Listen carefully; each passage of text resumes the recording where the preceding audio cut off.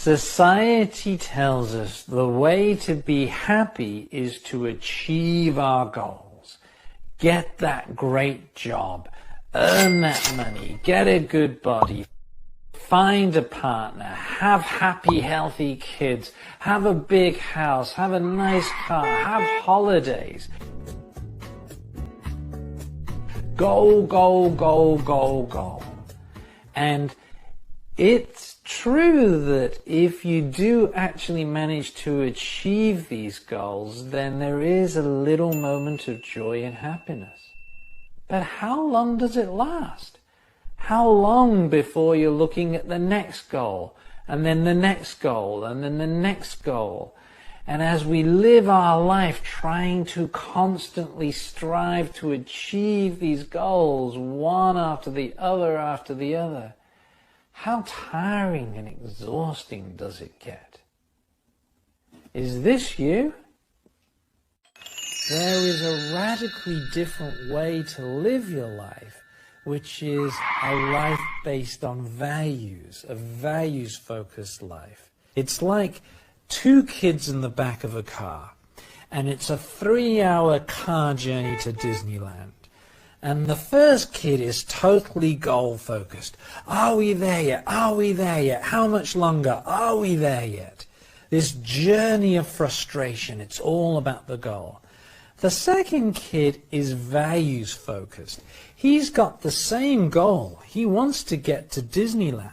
But he's also in touch with his values around curiosity, adventure, having fun. So he's looking out of the window, playing I Spy with My Little Eye. He's counting all the, the interesting farmhouses that he sees on the way. He's spotting interesting farm animals, cows and sheep. He's noticing different types of trucks and cars on the freeway. So he's actually appreciating the journey as he heads towards his goal. Now, they both reach Disneyland at the same time. They both have a fantastic time at Disneyland because they both got to achieve the goal. But the first kid had a journey of frustration. The second kid had a fulfilling, rewarding journey.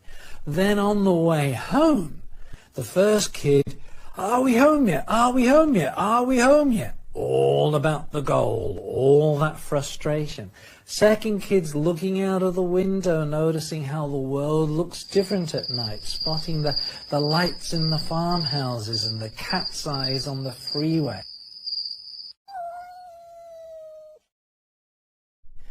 The car breaks down on the way to Disneyland. Now, both kids are really disappointed because neither of them achieved their goal. But the second kid at least had a fulfilling journey up until that point. Now, when the pickup truck arrives to tow them home, the first kid, oh, it's not fair. I want to go to Disneyland. How long before the car gets repaired? It's not fair. It's not fair. The second kid starts to notice how the world looks different when you're sitting in the front of a pickup truck high above the level of the rest of the traffic. So this is the very important distinction between the values-focused life and the goal-focused life. In the values-focused life, we have the fulfillment and satisfaction of living our values every step of the way towards our goals, the satisfaction of achieving our goals, and the fulfillment that comes of living our values even when we don't achieve our goals.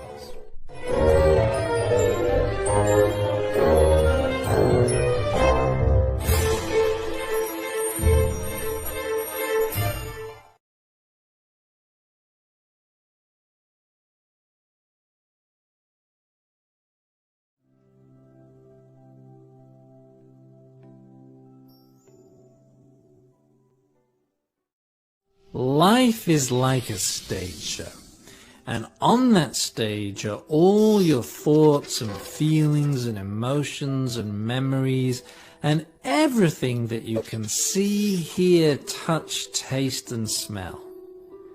And this show is changing all the time from moment to moment. And there's a part of you that can step back and watch that show. Zoom in and take in the details, zoom out and take in the big picture. Shine a spotlight on one part of the show to really illuminate what's happening there, or bring up the lights on the whole stage show all at once. And this part of you is what I like to call the observing self, or the noticing self.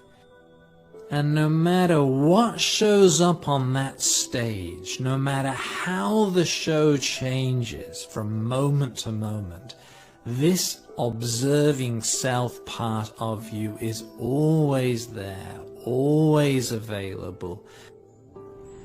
So let's suppose you're out with a bunch of mates having a lovely meal at one of your favorite restaurants, and to begin with, your attention is all focused on your friends and the food, engaging in the conversation, enjoying the meal. But then, suddenly you hear this loud, annoying voice from a guy at the table behind you, and he's yakking on about something in this loud voice that really gets your goat. Suddenly the spotlight shifts and all your attention is on this guy and what he's saying, and you're so irritated by the sound of his voice and the stuff that he's saying, and you're getting more and more wound up with everything that comes out of his mouth. So what's happened in the meantime, while all your attention is on this guy, your friends and this lovely meal have just faded into darkness. But what happens if you swing that spotlight back onto what matters most to you in this moment? Having a good time with your friends, having a laugh, sharing stories, enjoying the food. So the greater our ability to notice where our spotlight is shining and to redirect it to the part of the stage show that we really want to illuminate, that matters most in this moment, the greater our ability to transform our experience of life.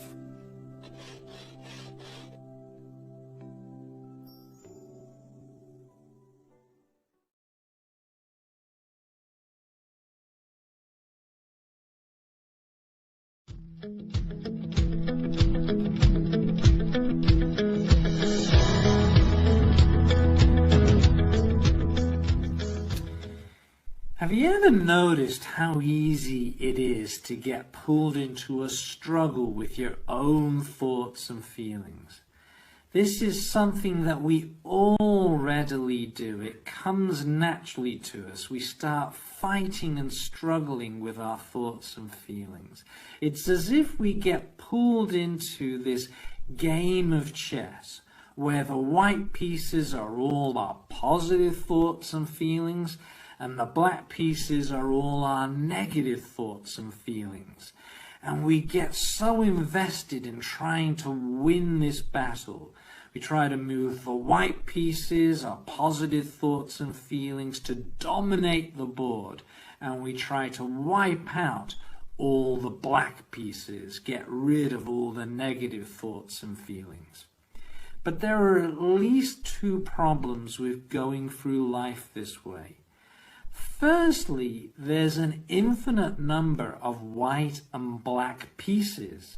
So this battle is never won. It's ongoing forever. The other problem is that white pieces actually attract black pieces. You move the white piece, I'm a good friend, it attracts the black piece, no you're not. What about the time you did that? You move the white piece, I accept myself, It attracts the black piece. No, you don't. What about your thighs? What about your stretch marks? What about your pot belly? So what about if we could learn how to be like the board? The board is not involved in the battle. The board is intimate contact with the pieces. It holds the pieces, but it's not fighting. If we can learn to be more like the board, to step back and watch our thoughts and feelings, to make room for them, to let them flow through us without getting caught up in a fight or a conflict or a struggle, we're in a much better position to create a rich, full and meaningful life, because we can invest our time and effort and energy in acting on our values, behaving like the person we really want to be, instead of investing it in a futile struggle with our own thoughts and feelings.